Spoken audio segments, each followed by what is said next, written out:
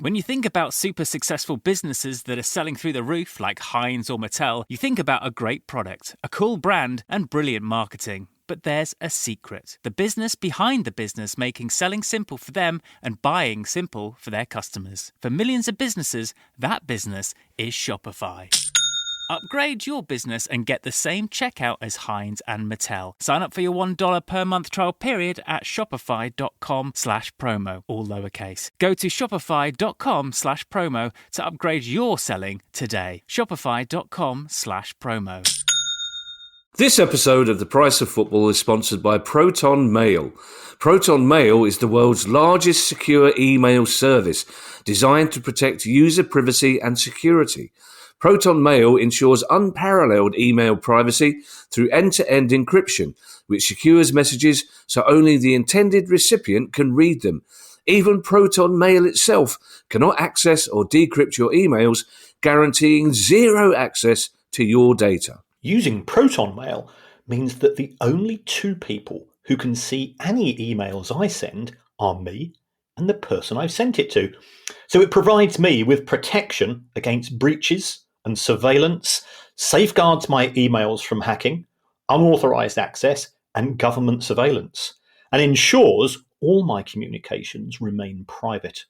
I can easily transfer emails, calendars, and contacts from other providers with Proton Mail's user-friendly migration tool. And as part of the Proton ecosystem, Proton Mail integrates with Proton Drive, VPN, Docs, and Pass, which helps me to reduce my reliance on big tech and safeguard my personal information. Tired of worrying about email security?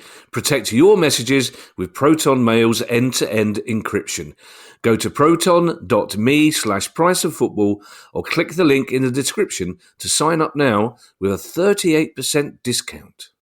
Average is not invited. Not if you're holding your company off-site in Las Vegas. We aren't on friendly terms with the bare minimum, and unenthusiastic is uninvited. Las Vegas's creative energy and world-class hospitality want to bring your company off-site to crazy new heights. That's why fear-based leadership is afraid of Vegas. And boring? Won't be there, but it will be watching the meeting recordings later. Plan for the extraordinary at vegasmeansbusiness.com.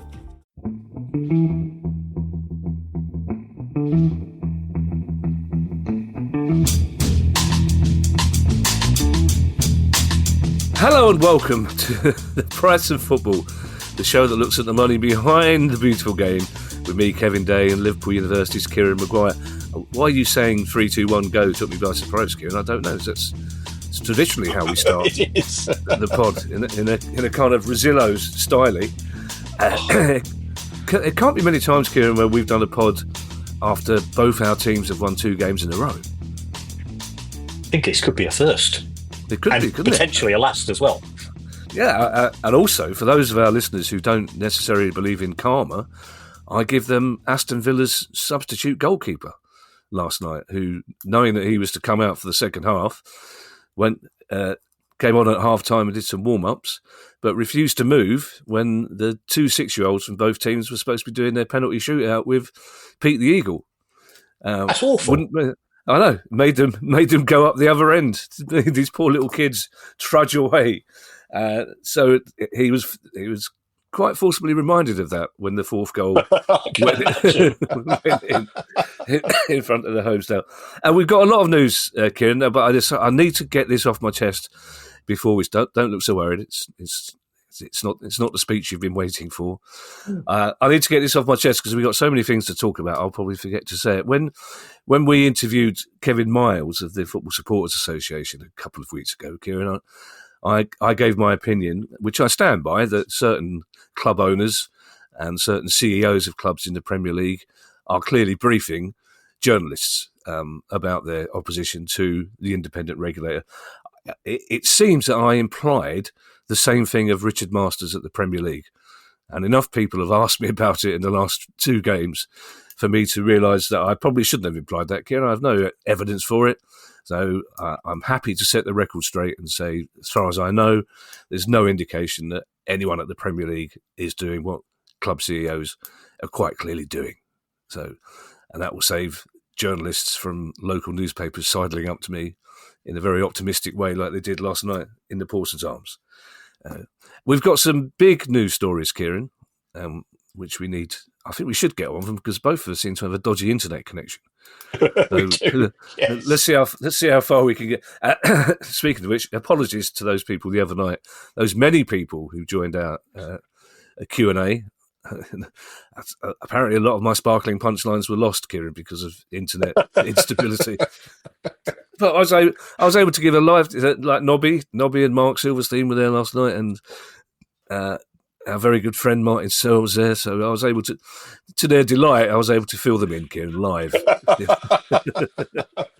Well, they looked happy about it, Kieran.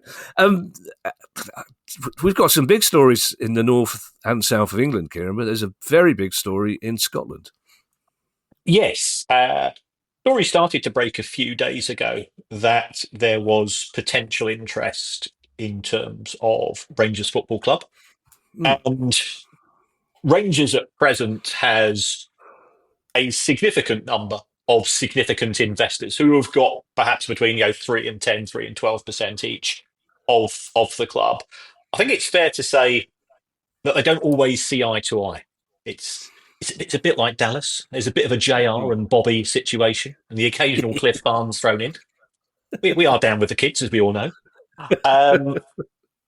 And it's come to pass that there appears to be significant interest from the San Francisco 49ers Enterprises company that's looking to get a controlling stake. Now, I've spoken to some people up in Scotland, and they seem to think that this, A, is a genuine story, and B, that the 49ers have got a large number of shares, whether it's 51% as yet, we don't know. Now, are there any complications? Because 49ers Enterprises are, of course, the owners of Leeds United, the comeback kings of the Championship. They've been doing fantastically recently. And they acquired Leeds in a gradual process, I think it's fair to say, from Radrizzani. But they've bought very well this season. That they tend to keep themselves to themselves. So although we have had Parag Marath, I've had chats with him, and he is sort of the guy from 49ers who has been a big fan of Leeds for 15 years. And I think they perhaps see potential parallels with Leeds United and Rangers. They've both got very passionate fan bases, both sell out their stadiums. They both perhaps don't feel where they ought to be. Leeds United feel it should be in the Premier League, and as we know in Scotland, between Rangers and Celtic, finishing second is finishing nowhere as far as the fan base and the expectations are concerned. Can this deal go through? Well, my understanding from speaking to a secret Scotsman was that the SPFL rules seem to say that it's okay. Scottish Football Association, I get the impression they look at things on a case-by-case basis, but their view is that if there is a business case and if there is a football case for a takeover, owning one club in Scotland and owning one club in England is not a huge issue. When it comes to England, I think it gets slightly more complicated. The EFL rules seem to suggest that you can't own more than 30% of clubs either side of the border, but I think there's scope here for some interpretation. Premier League rules seem slightly more relaxed. So the deal does have, especially if Leeds are promoted, does have some credence. What are the positives? Well, I think if both clubs become part of a multi-club enterprise, it would put 49ers in a very strong position when it comes to perhaps getting front of shirt deals across the two clubs, across the Scottish Premiership and the EFL Championship or the Premier League. I think that would be attractive. They both generate domestically big viewing figures in terms of the TV deal, so that would go down well. 49ers have a lot of money. Now, the question I keep getting asked in in Scotland on the back of this. Does this mean, and that's what fans want to know, can we go and spend a fortune in the transfer market? They can probably spend more, but given that Rangers are likely to be in a UEFA competition next year, ultimately, I think the constraint and the restraint would be one of making sure that there's compliance with UEFA's rules. And next year, it is moving to the situation where you can only spend 70% of your income on your player costs. But I don't have a dog in the fight in terms of Rangers and Celtic. I get on extremely well with people at Rangers. I get on pretty well with lots of Celtic fans. Not all of them. Some of them seem to think that the very fact that I talk to Rangers and Rangers fans is with a name like mine is some form of is some form of sin, which I don't really. I genuinely wish them both well, and I think it's in the best interest of Scottish football that if they're both successful in Europe, because a rising tide lifts all ships and all that type of thing. So it does appear to be a step in the right direction, because there have been problems at ownership level. I think there have been problems at board level as well. Rangers sacked their manager, of course, at the weekend. My observation in that they've got a new chief executive in Patrick Stewart, who was at Manchester United. All of the people that I've spoken to in Manchester speak very highly of Patrick Stewart. He's got a tough job, but he is a fair-minded individual. So a lot of this is positive. It's not a simple solution, because there's never a simple solution to Glaswegian football. But I think Rangers fans should welcome it. It's got certainly more positives as far as I can see. Greater continuity. You need everybody to be rowing in the same direction to be successful in any competition, and I think this is one step to assist that. Wouldn't it be strange, Kieran, if it turned out Dallas style, this was all a terrible dream? Yes. The next episode starts with you and I getting out of a shower and going, "Oh, what's happened?" And it turned out we turned down the chance to do this podcast, and it never happened. Speaking as a left footer, Kieran, I don't think it's a sin to actually talk to Protestants. I mean, it's obviously discouraged when we were growing up, but I don't think it was an actual sin. I think you're on the right side of the argument there, Kieran. My first wife was a Protestant. Oh my God! And my mum refused to come to the wedding until the day of the wedding, when she turned up. I go, "Who's that?" "Oh, it's my mum." I just do not understand any of this stuff, especially as I'm an atheist. Similar situation when my dad married my mum. 1950, none of her family turned up at all. Wouldn't set foot in it was a Catholic church, but they weren't going to. Apparently, he tainted it by marrying her in the. It took him time to win them round, which he did, threatening them with various things. They loved him in the end. It strikes me, Kieran, and I will ask you if you know what sort of sums of money are involved here and how much of that Rangers is up for sale. But it strikes me that this is a tricky one for them PR-wise, simply because you've got two clubs there, especially when Leeds are back in the Premier League. Both those clubs will think they're the senior club in that situation. So that'll take some careful treading, it seems to me. Yes. They are both significant clubs in their own right. There's no doubt about that. If the fans of one club see the other club spending money, will they therefore take that as a slight? One would hope not. There should be a budget which is available to both. If Leeds United are in the Premier League, they've got the benefit of £100 million plus coming in through the TV deal. So therefore, you'd expect them to have more money available. So yes, I think that would be a cause for concern. Everybody thinks that there has to be a top dog, and therefore, if one club's doing better than the other, does that mean automatically that the other club is being constrained and restrained? I personally don't think so. I don't think 49ers want to have a second in command when it comes to these two clubs, because they are both iconic in their own right. There should be a law against this sort of thing, Kieran, but almost immediately after Almost immediately after we finished recording last Thursday's show, both Arsenal and Manchester United put their latest figures out. And given the public fuss, shall we say, recently about United's figures, it was probably Arsenal's that was slightly more surprising. Yes, I was expecting an uptick, I think is the word we use in the world of finance, Indeed. as far as Arsenal's finances are concerned.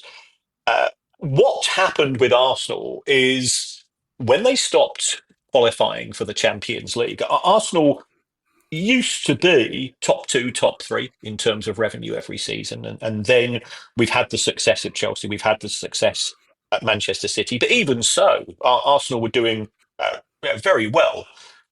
But they didn't qualify for the Champions League for a period of around about 5 or 6 years.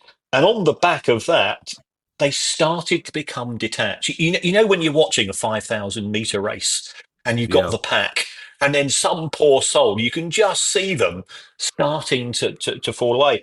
And normally, and as somebody that used to do a fair amount of running, I've known from my own experience that once you become detached from the pack, you might as well give up in terms of thoughts of being able to catch them up. But fair play to Arsenal. Last year, they increased revenue by a third, and all three elements of their revenue stream. Ticket sales were up to well over 130 million. That's a fantastic increase. That's only just slightly behind Manchester United now, a couple of million behind.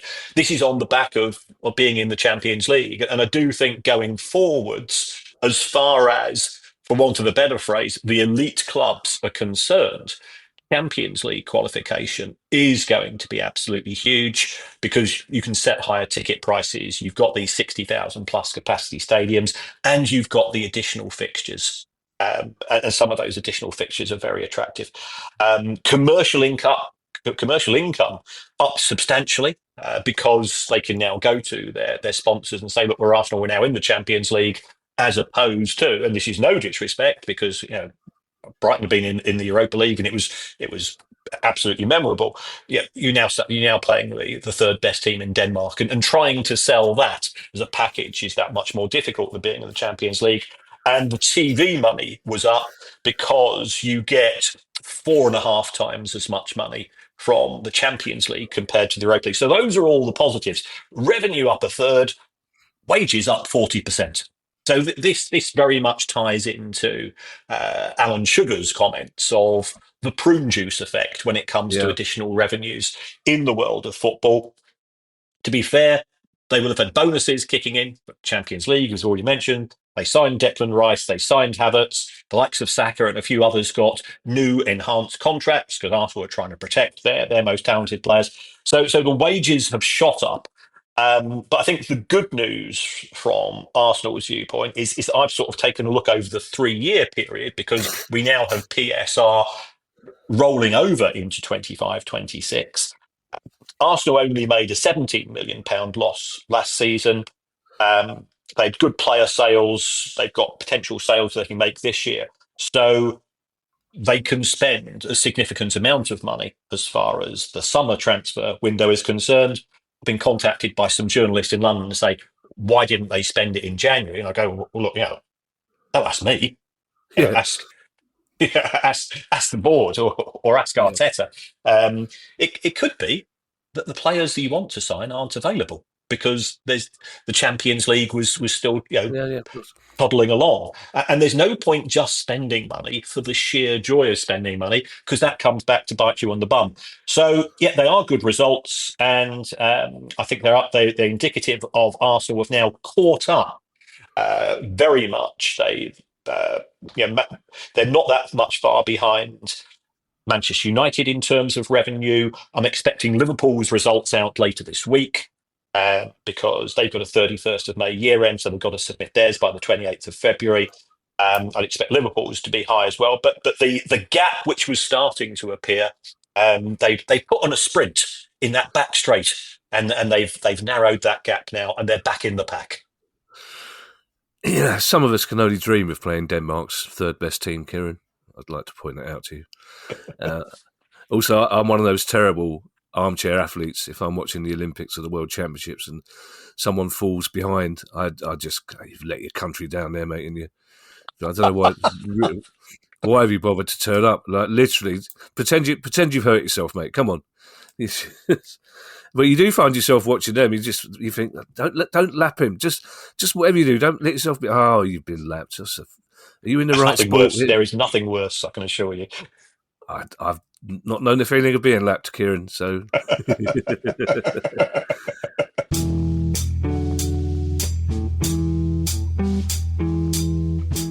This is a paid advertisement for Shopify. I feel like I'm missing out because it seems like everyone is either starting a side hustle or becoming their own boss. And you know what they're hearing a lot? It's the sound of another sale on Shopify, the all-in-one commerce platform to start, run, and grow your business. Shopify is the commercial platform revolutionising millions of businesses worldwide. Whether you're selling bespoke doggy treats or even yeast extract and cheese-related bakery products, Shopify simplifies selling online and in person so you can successfully grow your business. Covering all your sales channels, from a shop-ready POS system to its all-in-one e-commerce platform, Shopify even gets you selling across social media marketplaces like Facebook, Instagram, and TikTok. Full of the industry-leading tools ready to ignite your growth, Shopify gives you complete control over your business and your brand without learning new skills in design or coding. And thanks to award-winning help and with an extensive business course library, Shopify is ready to support your success every step of the way. Sign up for a £1 per month trial period at shopify.co.uk/priceoffootball, all lowercase. So go to shopify.co.uk/priceoffootball to take your business to the next level today. That's shopify.co.uk/priceoffootball. This episode is brought to you by Audi. The road is calling. Embrace the thrill of the drive with the all-new, fully electric Audi Q6 e-tron. Featuring effortless power, serious acceleration, and advanced Audi tech. It's not just a new EV, it's a new way to experience driving. The all-new, fully electric Audi Q6 e-tron is here. The next chapter of Audi starts now.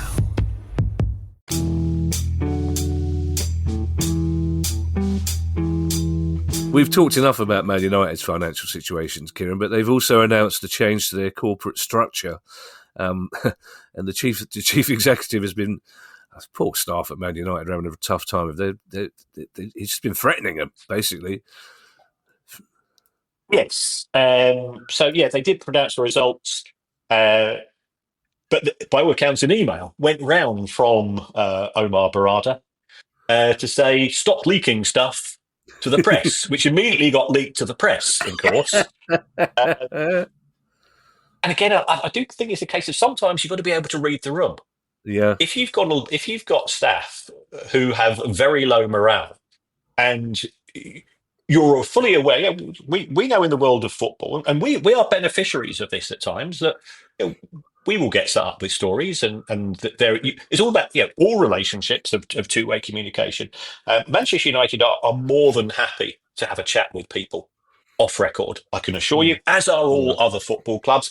If you think about people like Fabrizio, David Ornstein, everybody has contacts in the world of football, and they have very good contacts, and that works for all parties. But the downside of this was that the email that was leaked, or certainly a story which has been leaked, which I think caused this email to be sent out by Omar Barada, Manchester United chief executive, was that there's going to be further redundancies at Manchester United. Yeah. And here I get a bit cross. And the reason why I get a bit cross is for two reasons. First of all, people are saying, well, Manchester United employ more people than other football clubs in the Premier League, and therefore the Manchester United workforce is bloated. Let me explain a few reasons why Manchester United have more employees than other clubs. First of all, Manchester United is a company which is listed on the New York Stock Exchange. Therefore, you have to comply with the rules of the New York Stock Exchange. You have to have a bigger compliance department. You have to have a bigger finance department. Manchester United's got its own TV co. MUTV, which isn't overly successful, but if you take a look at the number of people that work in the media department of Manchester United, it is significant. And people say, well, why so many? Okay, I'll give you the answer why. It's Manchester United. Yeah. It is, in my view, the biggest club in the country in terms of being newsworthy. A small story at Manchester United becomes a big story because it is Manchester United. And it's all over social media. It's all over. And therefore, Manchester United need a bigger media department. Manchester United's also got the biggest stadium in the country. If you've got the biggest stadium in the country, you need more people to maintain that stadium, to be able to offer services in that stadium and so on. So this constant story, which is being put out, that Manchester United employ too many people, if they employ a few, and if I listed out the charge sheet, my charge sheet against the Glazers, I could go on for an hour or two. Yeah. But what would not be on my charge sheet is, the Glazers, you know what they did wrong? They created jobs in Manchester. What a crime. So how this gets into popular discourse is beyond me. Manchester United have also been saying, we've lost £300 million. We've lost money in each of the last 5 years. And they put out a press release to justify these further redundancies. Well, let me just go through that £300 million figure. And I've broken it down. I've broken it down by expense after expense after expense. First of all, Manchester United have claimed £40 million of COVID losses in that 3-year period. And that was at the sort of, the between 21 and 22.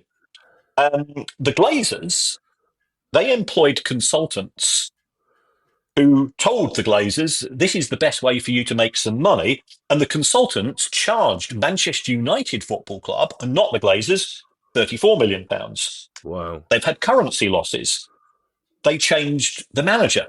And this was down to Ineos, nothing to do with the Glazers. So the cost of getting rid of Ten Hag after telling him they were going to keep his job and then replacing him with Amaron, that was 21 million. You've got the likes of Ole Gunnar Solskjaer and Ed Woodward and other executives going a further £24 million.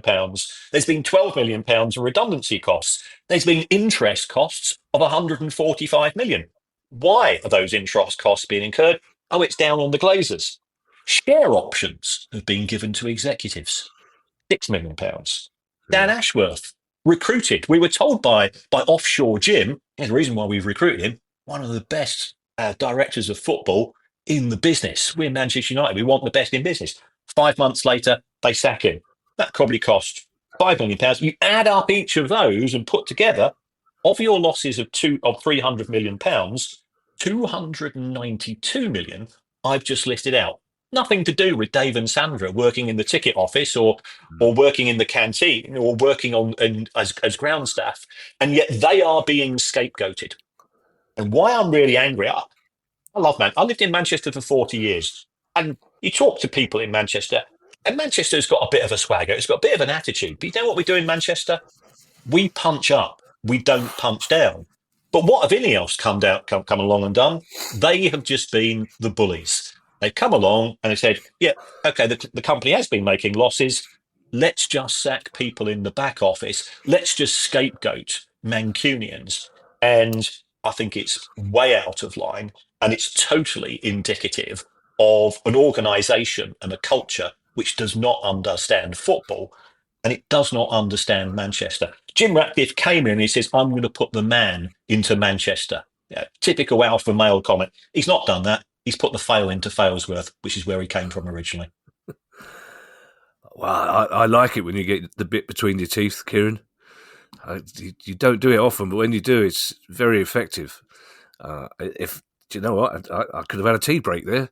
If I had Sorry about that. No, it's you're right to say it. If I had any electricity in the actual house, rather than being holed up in the garage, I would have gone out and made myself a cup of tea. But no, you're absolutely right to say it. And I have to say, I admired Ruben Amorim's comments yesterday when essentially he said the people being made redundant are human beings. He said, we have to remember that. The players have to remember that.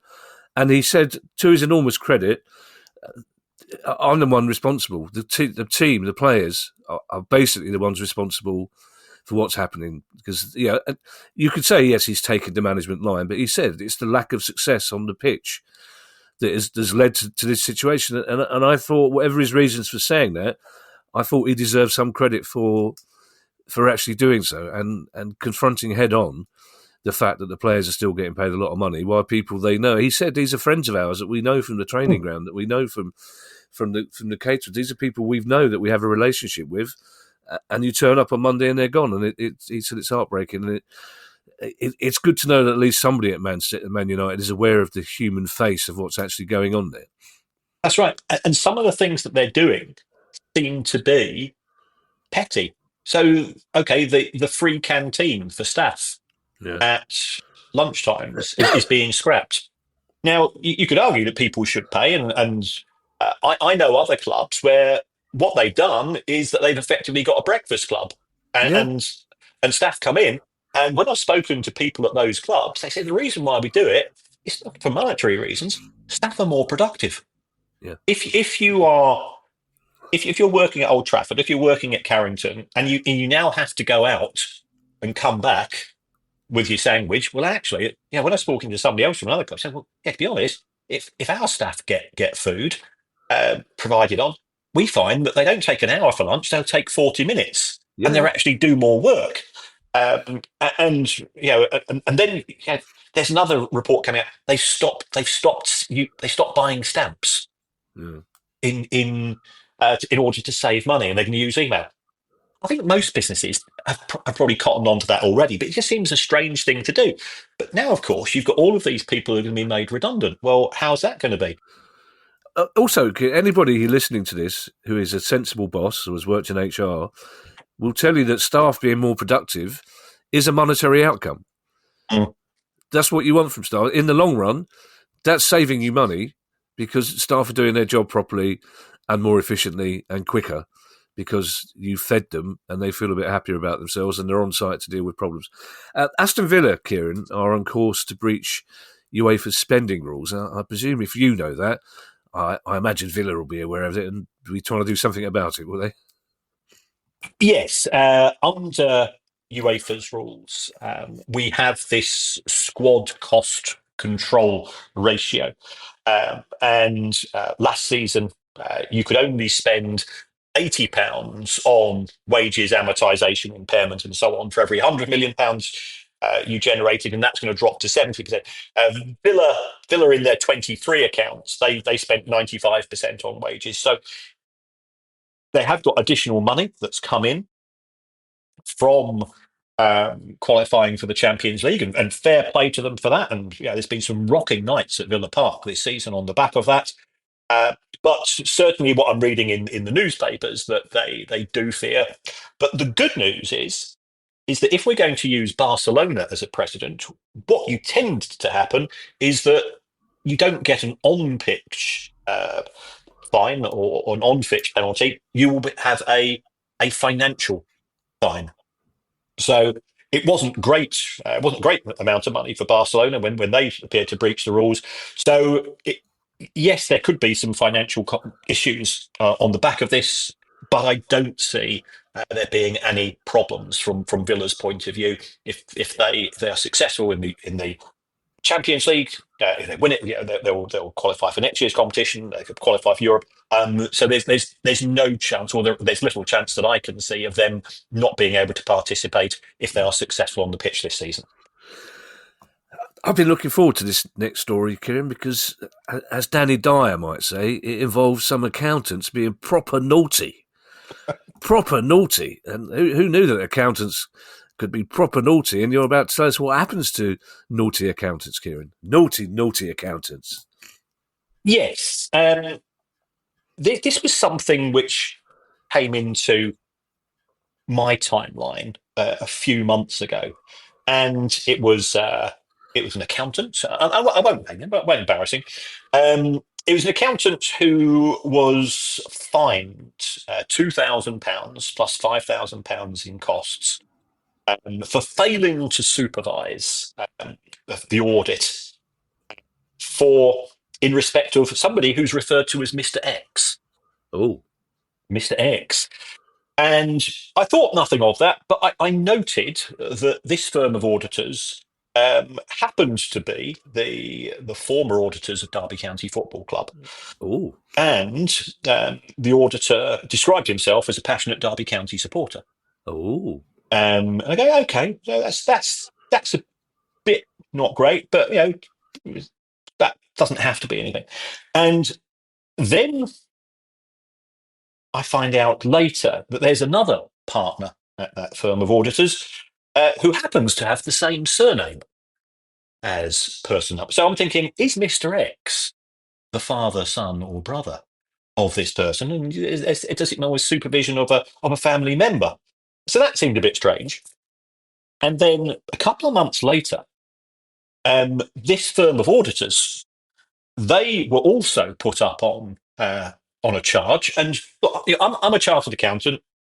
I'm part of a professional body, and you conduct yourself in a professional manner. So people might think, well, hold on, Maguire asses around the top. Yeah, but I do try to, when I'm doing any form of analysis, try to do that in what I would consider to be in a professional and ethical manner. And it then turns out that this firm of auditors, they were up on a charge for a company called A Limited. And A Limited just happens to have the same year end as Derby County Football Club. And the charges in respect of A Limited was for the incorrect accounting for intangible assets, including the incorrect accounting for amortization of those intangible assets and gaining inadequate evidence to support the audit opinion. So they were fined £72,000 and they had costs of 21. That's 100 grand, even for a provincial firm of auditors. A, it's a significant amount of money, and B, from an optics point of view, the the world of accounting doesn't tend to pick on its own, just like you don't see many people going up before the Law Society. And that's not to mean that it's letting them through. It's saying there has to be a fairly significant. So now we've got the firm of auditors of Derby County, and it's happened to be in the last year in which Derby County published their accounts. And the auditor himself, and it also turns out that this firm of auditors sponsored one of the stands at Pride Park. So then I start doing a bit more digging, and it turns out that one of these gentlemen involved is a trustee of a charity where the other, one of the other trustees is Mel Morris, former owner of Derby County Football Club. And it had a £10 million startup fund, and it's great. It looks like somebody, could be Mel Morris, could be somebody else, we don't know. Somebody has kindly given this charity £10 million. So that's great. But of that £10 million, about £8 million then gets lent to a fellow company, which is registered at Pride Park, home of Derby County. And it's all just there's too many coincidences to feel comfortable about this. I don't know what company X was. I don't know who Mr. X was and company A was.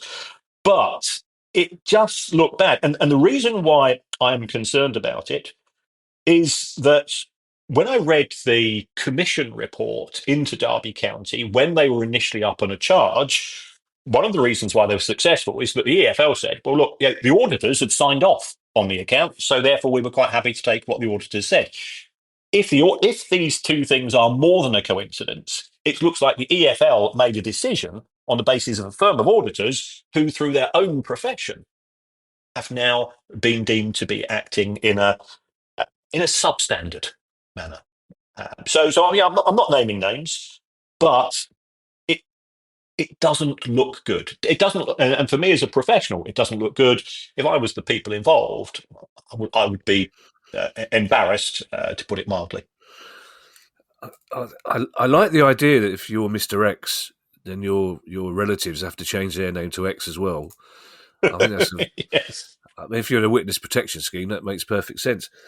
I mean, that's clearly a story we have to keep an eye on, Kieran. It's like you say, there are many layers to it, and it's sort of chasing its own tail. But I would think the Charities Commission would be interested in that story. as well, especially as if you're saying that one of the charities was lending some of the money it was given, which I'm fairly certain is not standard practice. So, I mean, it's clearly a convoluted story that, as I say, it's probably best that we don't comment on it too specifically at the moment. But it's.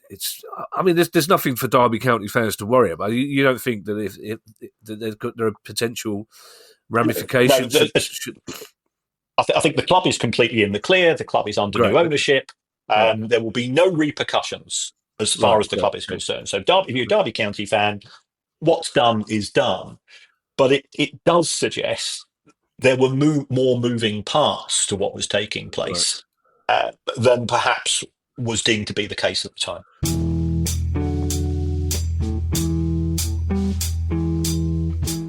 Hey, it's Bill Simmons from the Bill Simmons Podcast here to tell you about Michelob Ultra Courtside. It's getting fans closer to the NBA with a chance to win prizes like courtside seats, a trip to All-Star Weekend, and much more. Check it out at MichelobUltra.com/courtside. Michelob Ultra Superior Access, Courtside 24-25 sweepstakes, no purchase necessary. Open to U.S. residents 21 and up. Begins on October 1st, 2024, ends July 1st, 2025. Multiple entry periods. Visit MichelobUltra.com/courtside for free entry deadlines, and official rules. Message and data rates may apply. Void where prohibited.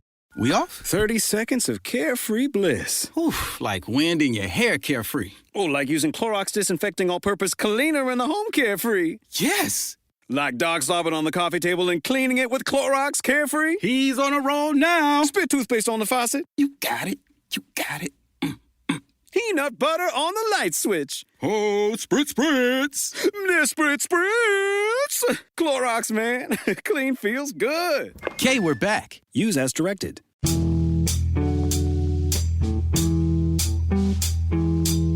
We did mention in the last pod, Kieran, that we had some good news, or potentially better news for Reading. I'm not entirely sure it's as good as I hoped it would be, but it looks like a positive step, at least in a direction. Whether it's the right one, I don't know. Yes. I mean, the first thing is you've got to give a lot of credit to Reading fans. Yeah. We've always encouraged non-violent direct action. Yeah. Highlight what the club is going through, highlight the stresses and strains, highlight what you consider to be slipshod ownership, poor communication, lack of governance, all of these things. So they launched a petition calling for a parliamentary inquiry into the activities of owner Dai Yonga. But subsequent to that, we have a story, and the local Reading newspaper football guy called James Earnshaw, like many unsung heroes. You know, these are the people that are providing communication between fans and the club that they care. Well, it looks as if James has uncovered a story that there is now a period of exclusivity between Reading and a potential owner. He believes that the owner is American businessman Robert Platek. So Reading have confirmed the period of exclusivity.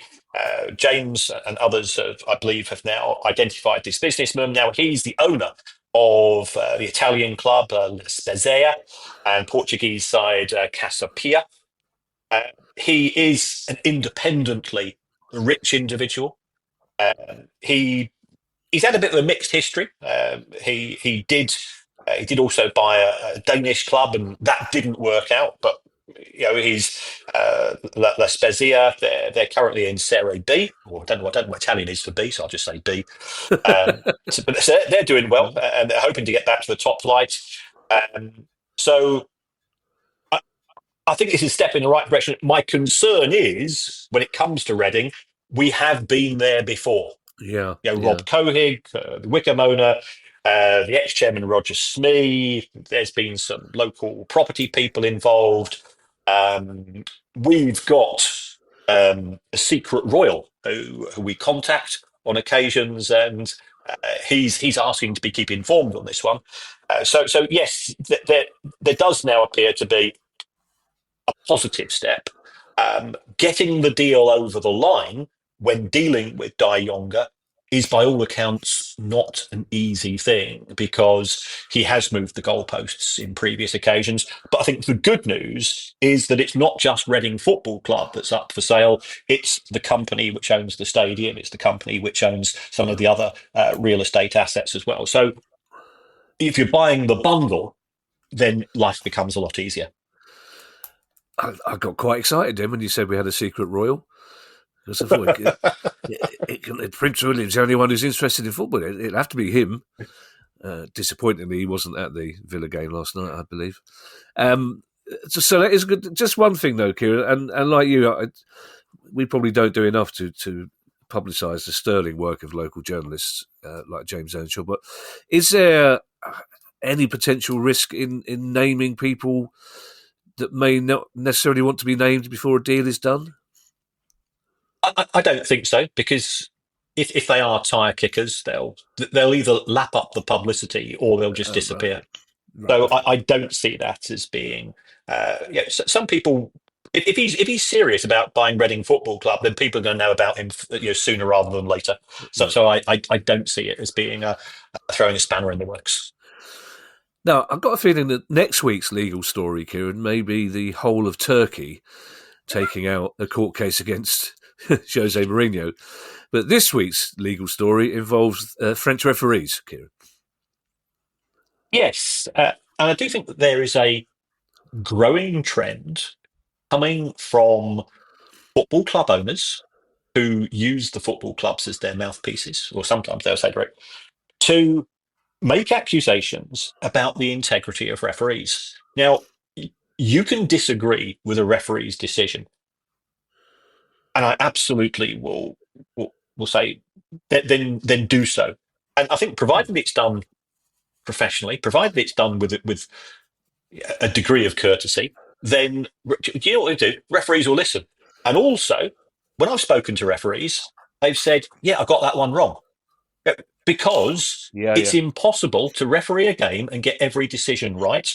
But what referees are not, they are not corrupt. Yeah. And there is a difference between making an error and being corrupt. There is a huge, huge difference. So the French Referees Association it has said it's now going to file lawsuits for defamation against Marseille. Because, again, the owner's come out and has made this accusation and that. Do you know what you're going to do? You're going to end up with no referees. Yeah. Because the pool of people, when I started refereeing when I was 16, because I wasn't that good at football, so I thought, here's a chance. And I wasn't that good a referee, but if you have more and more people following the activities of what they're seeing in the professional game. So I quit refereeing because I was refereeing a kids match, and the manager of one of the sides, who was also a parent, came on and decided he was going to have a scrap with me. I go, I just don't really need this. And I was, in those days, I weighed about 10 stone, and I couldn't afford a car, so I used to either cycle or go to matches on a moped. So you can imagine, I look like Gareth from The Office. except with darker hair. So absolutely understood that I don't look particularly imposing, but there are too many referees who are leaving the game at earlier stages, and that reduces the pool of talent going through to the latter stages. So when you've got club owners coming out with comments like this, and managers as well, they have to accept consequences of their actions. If you want to improve the quality of referees, then you've got to encourage people to want to enter the profession, and treating this way. And the fact that it's now reached this state, and then you've got Mourinho with his conspiracy theories. What it does is it encourages more people to get involved. I've known some referees where their phone numbers have had to be changed because it's gone out on social media and so on. They're just folks doing a job, just like everybody else. They're not out to go and ruin your weekend. And I tell you, every referee that I've ever known, they give what they see. Players cheat. Players are trained and coached to cheat as well by their clubs. So for clubs to come out and say things like this, I've got a lot of sympathy for the French Referees Association. In the old days, the match programme would tell you where the referee lived. Yes. which was Yes. something bizarre. I was made Graham Pole, Tring, Hertfordshire. That's interesting to know. Every time I go through Tring, I go, I wonder if Graham Pole still lives here. We've had two cracking refs the last two games. The fact that we won them both is just pure coincidence. Exactly. Yeah. Yes. We ended with two Tottenham stories, Kieran, but before that, we're talking about a club that we've been talking about since its inception in a way, and it's a club at a lower level of football that seems to annoy a lot of people. That's Real Bedford FC, Kieran. Our old friend Peter McCormack, the Bitcoin, I believe, not crypto, it's Bitcoin, but he's somehow encouraged some very wealthy people to invest a lot of money in his club. Right. He's been in contact with the Winklevoss twins, and Yeah. for people who don't know who the Winklevoss twins were, they are the twins clearly who claimed that they invented Facebook, Yeah. and that Mark Zuckerberg took their idea. And we don't know the ultimate, all of the ends of this, but what we do know was that there was I think there was some form of out of court settlement, which was pretty beneficial to them. They got into Bitcoin early doors, and they've become Bitcoin billionaires on the back of that. And if you got into Bitcoin 10, 15 years ago, you would have made an awful lot of money, not denying that whatsoever. And it now appears that they've been in conversation with Peter McCormack, and they put £3.5 million into Real Bedford FC. But what I'm also hearing is that there's talk of a merger between Real Bedford FC and Bedford Town Football Club to try to have, not have a split club. And how this is going to go down with the custodians of Bedford Town, we will wait and see. There is an element of logic to having.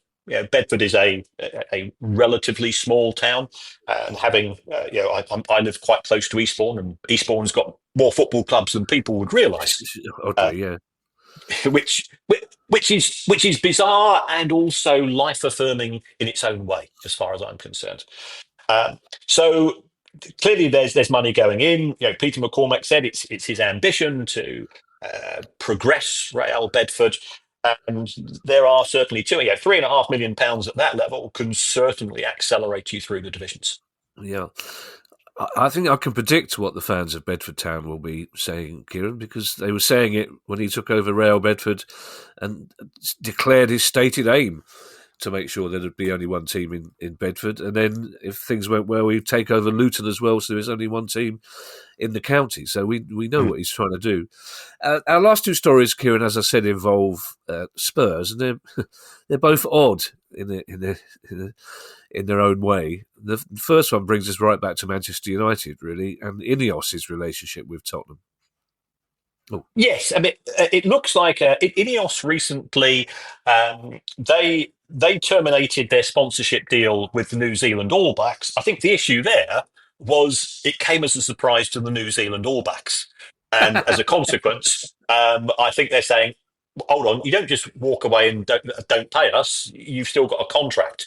And Ineos are saying, contract. Yeah, we're not too asked about that.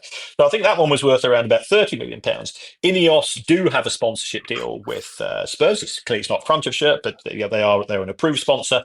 And it looks as if they are trying to walk away from that deal. From what I understand, however, it's going to be an amicable settlement.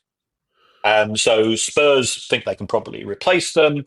They probably feel not entirely comfortable, given that Ineos now are very much the face of Manchester United in terms of decision making. So that's a minor financial discomfort for Spurs. Spurs are very good at tying up sponsorship deals, so I don't see this as having a detrimental impact upon their finances. If anything, positive, because some people may be saying, well, surely getting involved with two Premier League football clubs, surely that doesn't make any sense anyway. Is this going to cost Ineos any money to get out of this deal? No. I think they will simply pay up to the end of the season, and then there's an amicable parting of ways. Right, because that really would have upset Man United fans if they're having to pay Tottenham to get out of a deal with them. Yes. And then, I've just realised, Kieran, the last story is me making a terrible mistake by calling them Tottenham. Yeah, you're probably getting a very strict email. Not another one. Unless somebody leaks it. And I think this is a classic case of football taking itself far too seriously, or individual clubs. Tottenham have sent out a letter to broadcasters saying, we'd like to be referred to, I think, as Tottenham Hotspur or Spurs, but not Tottenham. And people are going, what? This is all part of the branding of the club, and they think it's going to make an impact on sponsors. I don't. I think it's a shame because it's effectively disassociating the football club with the part of London that you associate your football club with, and to me, I think that's quite disrespectful because Tottenham as a club has been built on the shoulders. We always talk about football clubs standing on the shoulders of giants. Well, it's those fans who were there in the 60s when Spurs did the double and all of these things, which helped to make Spurs one of the elite clubs, which it is today. So to do this just seems a shame. Yes, we know that you want to be a global brand. You should be fond, you should be proud of your local links because it was those local links and it was that representation of the people of the area which has helped bring you to where you are today. I'm sounding really pompous today. I'm a bit concerned about this, but I've got... I don't like people punching down. The club is punching down on the people of Tottenham. Kieran, you very rarely get on your soapbox, so you stay up there for a while. I'm enjoying it. This is great. I know a couple of very elderly Tottenham fans, one in their 80s, who will be furious about this because they still remind Arsenal that the reason they dropped the Woolwich was because they moved from South London. They still consider Arsenal to be a South London club.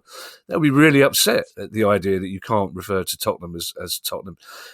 Also, are they going to re-record Ozzy Ardiles bit in the song? In the cup for get somebody with an Argentinian accent to drop in Hotspur after Tottingham. It's one of those things that somebody's getting paid to have these ideas, Kieran. That's the annoying thing. And to ask the fans, it's. Good grief! Can't do that. Fans don't know what they want. Well, billionaires know best, Kevin. Billionaires know best. Of course they do. And I imagine if we were to ask Tottenham why they're doing it now, they say, well, we've got to do it before the regulator gets in. Because the regulator will stop us being able to do what we want with our own name. That's what will happen. I look forward to the Martin Samuels piece in the Times about that very same thing. Thanks to everyone who's donated to the pod via our Patreon page and everyone who's now joined the brand new Price of Football Club. If you'd like to join the club too, and if you'd like, you can't do it without. You can't do it. You can't. If you'd like to join the club too and get ad-free listening and invite to our monthly Q&A sessions, which next time we'll have proper technical backup, bonus episodes and more, go to our website, priceoffootball.com. If you have a question you'd like answered on the show, email us at questions@priceoffootball.com. Don't forget you can follow us on Twitter, X, and you can find us on YouTube. And if you'd like to buy one of our excellent books, or the T-shirt's back, Kieran. The T-shirt's back. Oh, fantastic. Yeah, T-shirt's back. You can find all the details on our website, priceoffootball.com. We'll be back on Tuesday with our regular questions episode. In the meantime, I shall hand you over to Mr. Kieran Maguire for his customary farewell. Well, just a reminder that we are coming to South Yorkshire on the 30th of April. We are coming to the New York Stadium of Rotherham. If you go to Rotherham's website, you can find that. You'll be able to find it as links in the show notes as well. Tickets are just £18. We've done our best to keep them as affordable as possible. Also, Kevin and I, we can say this now because the show's coming out in a few days' time. We are doing a show at the University of Liverpool, and tickets for that are free. That is taking place on Tuesday, the 4th of March. If you're a student or a member of staff at the University of Liverpool, you've been able to access tickets. I think we're now going to widen access. So if anybody wants to order a ticket, if you go to the University of Liverpool website, you can get a link and you can get a ticket. You have to have a ticket in advance. We don't want too many people turning up, but we have sold an awful lot of tickets to date. And we're thoroughly looking forward to that. And we've got some fantastic guests. We've got Tom Bean of Castor, and we've got Alan Myers. Alan used to be the commercial director at Everton, and many of you will know Alan if you're either an Evertonian or if you're familiar with Sky Sports. Alan's been a fantastic broadcaster, and I contact him on a regular basis. So we're getting back. We're getting back out. And it's always a great opportunity to have a chat with people and to be able to answer questions where you don't have to ask them 9 months in advance. Bye, everybody. Bye. Horizon Football.